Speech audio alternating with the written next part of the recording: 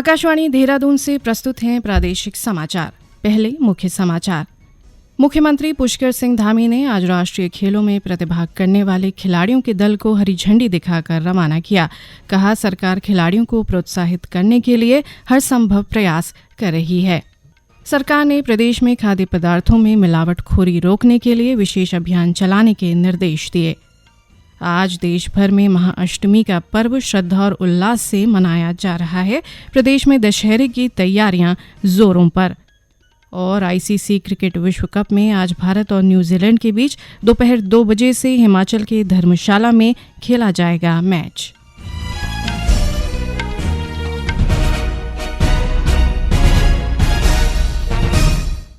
नमस्कार, दोपहर समाचारों के साथ मैं व्याख्या चंदोला। अब समाचार विस्तार से। मुख्यमंत्री पुष्कर सिंह धामी ने आज देहरादून से गोवा में आयोजित होने वाले राष्ट्रीय खेलों में प्रतिभाग करने वाले उत्तराखंड के खिलाड़ियों के दल को हरी झंडी दिखाकर रवाना किया। इस दल में प्रदेश के 177 खिलाड़ी शामिल हैं, जो कि 25 खेलों में प्रतिभाग करेंगे।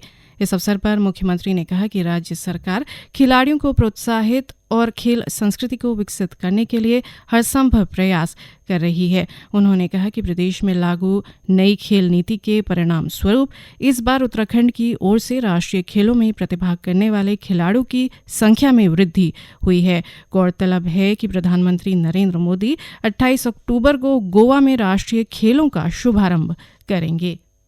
राज्य में खाद्य पदार्थों में मिलावटखोरी रोकने के लिए विशेष अभियान चलाए जाएंगे। इसके अलावा त्योहारों के दौरान कुट्टू का आटा और नकली मावे से बनी मिठाइयों के विक्रय पर कड़ी कार्रवाई की जाएगी। स्वास्थ्य मंत्री डॉक्टर धन सिंह रावत ने देहरादून में खाद्य संरक्षण और औषधि प्रशासन विभाग की समीक्षा बैठक में अधिकारियों को ये निर्देश दिए। डॉक्टर रावत ने कहा कि त्योहारी सीजन के दौरान विभाग को अलर्ट मोड पर रहकर अधिक से अधिक सैंपलिंग करने की आवश्यकता है, ताकि बाजार में मिलावटी खाद्य सामग्री पहुंचने से रोकी जा सके। उन्होंने कहा कि प्रदेश में सीमावर्ती राज्यों से अवैध रूप से बड़ी मात्रा में नकली खाद्य पदार्थों व दुग्ध उत्पादों की सप्लाई की जाती है, जिसे रोकने के लिए सीमावर्ती क्षेत्रों में पुलिस के साथ सघन चेकिंग अभियान चलाकर नकली उत्पादों को नष्ट किया जाए। विभागीय मंत्री ने मिलावटी खाद्य पदार्थों के प्रति लोगों को सचेत करने के लिए प्रदेश भर में वृहद स्तर पर जन जागरूकता अभियान चलाने के निर्देश दिए। साथ ही मिलावटखोरों और नकली खाद्य पदार्थों की शिकायत के लिए विभाग द्वारा जारी टोल फ्री नंबर को 24 घंटे चालू रखने को कहा। प्रधानमंत्री नरेंद्र मोदी ने इस बात पर प्रसन्नता व्यक्त की है कि कई लोगों ने उनके मासिक रेडियो कार्यक्रम मन की बात पर व्यापक शोध किया है और अपने व्यवहारिक निष्कर्षों को जनता के साथ साझा किया है। एक सोशल मीडिया पोस्ट में प्रधानमंत्री ने पुस्तक इग्नाइटिंग कलेक्टिव गुडनेस का उल्लेख किया, जिसमें बताया गया है कि किस तरह से मन की बात कार्यक्रम सामाजिक परिवर्तन का माध्यम बन गया है। पेंशन और पेंशनभोगी कल्याण विभाग DOPPW ने स्वच्छता और डिजिटलीकरण को बढ़ावा देने, सार्वजनिक शिकायतों की लंबित स्थिति में कमी लाने और सुशासन पहल के माध्यम से निर्णय लेने में दक्षता बढ़ाने के लिए विशेष अभियान शुरू किया है। इस तीसरे चरण के अभियान के अंतर्गत विभिन्न गतिविधियों को संचालित करने के लिए कई महत्वपूर्ण कदम उठाए गए हैं। विभाग ने केंद्र सरकार के पेंशनभोगियों से प्राप्त लोक शिकायतों और अपीलों के निपटान में महत्वपूर्ण प्रगति हासिल की है। इस माह के तीसरे सप्ताह तक विभाग द्वारा 4100 से अधिक लोक शिकायत और लगभग 500 शिकायत अपीलों का निपटारा किया जा चुका है। विशेष अभियान 2 अक्टूबर से शुरू हुआ और 31 अक्टूबर तक जारी रहेगा। आज देश भर में महाअष्टमी का पर्व श्रद्धा और उल्लास से मनाया जा रहा है। नवरात्रि का 8वां दिन मां दुर्गा की महागौरी स्वरूप को समर्पित होता है। महाअष्टमी पर प्रदेश में विविध धार्मिक आयोजन किए जा रहे हैं। आज के दिन लोग घरों में कन्या पूजन करके उपवास खोल रहे हैं। वहीं हरिद्वार के मनसा देवी सहित प्रदेश के विभिन्न देवी मंदिरों में पूजा अर्चना और दर्शन के लिए सुबह से ही श्रद्धालुओं की भीड़ उमड़ी हुई है। इस दौरान पुलिस प्रशासन ने मंदिरों में सुरक्षा के विशेष प्रबंध किए हैं। प्रदेश में दशहरा पर्व की तैयारियां जोरों पर हैं। इस वर्ष 24 अक्टूबर को दशहरा का त्योहार मनाया जाएगा।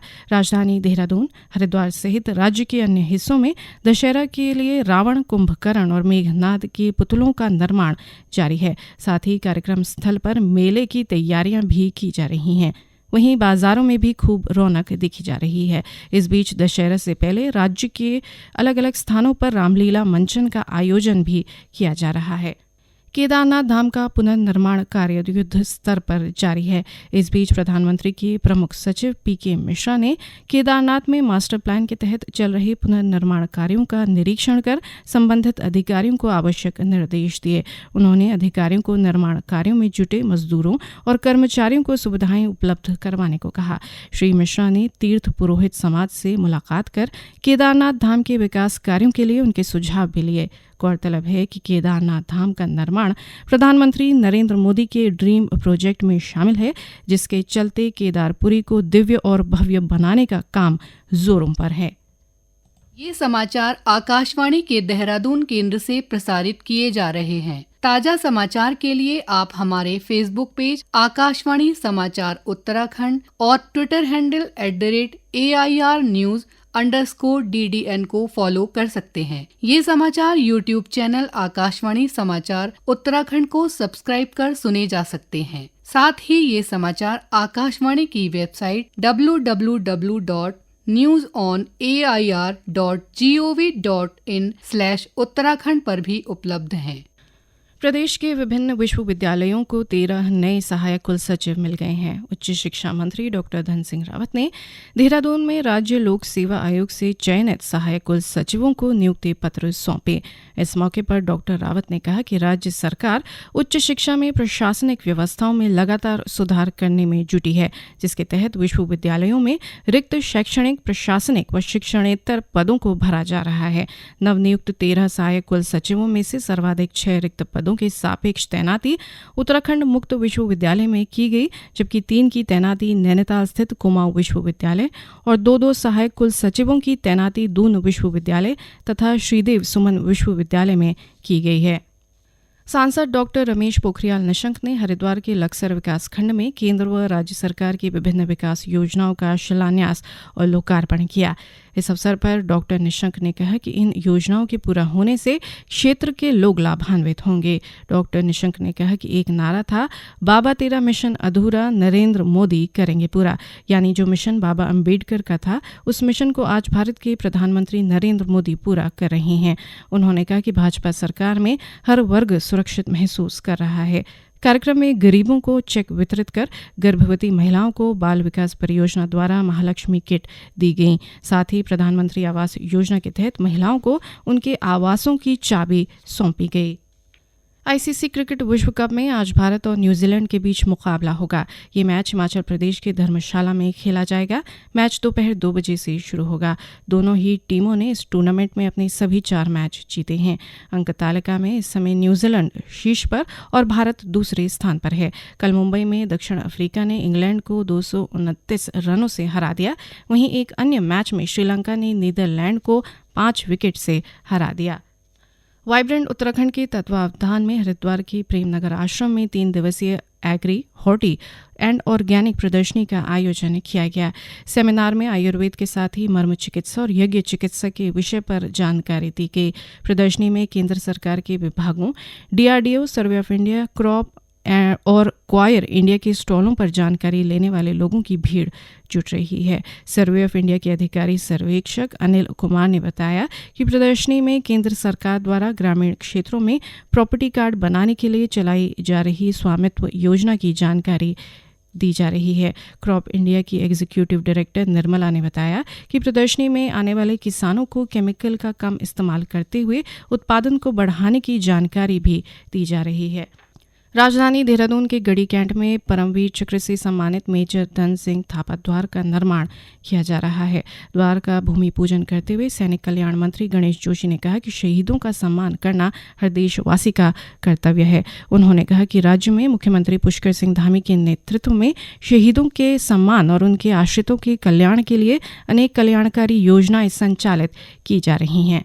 उत्तरकाशी जिले में गंगोत्री राष्ट्रीय राजमार्ग पर पोखू देवता के पास देर रात एक सड़क दुर्घटना में 2 लोगों की मृत्यु हो गई। जिला आपदा नियंत्रण कक्ष से प्राप्त जानकारी के अनुसार यह हादसा एक दुपहिया वाहन के दुर्घटनाग्रस्त होने से हुआ। दोनों मृतक उत्तरकाशी जिले के निवासी थे। अंत में मुख्य समाचार एक बार फिर।